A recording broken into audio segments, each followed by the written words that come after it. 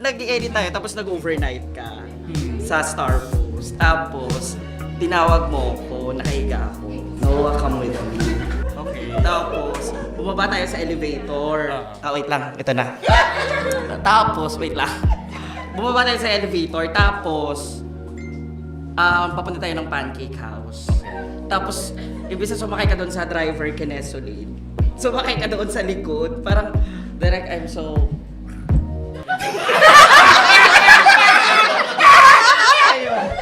Wait lang. Parang papasta yung kilikili. Ayun, Direk. Pero it's okay, Direk. Nakamove on na ako doon. Hindi mo kasalanan. Direct, bigyan mo na apology ngayon.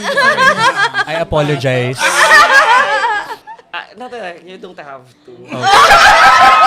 Thank you, but I apologize for not sitting beside you.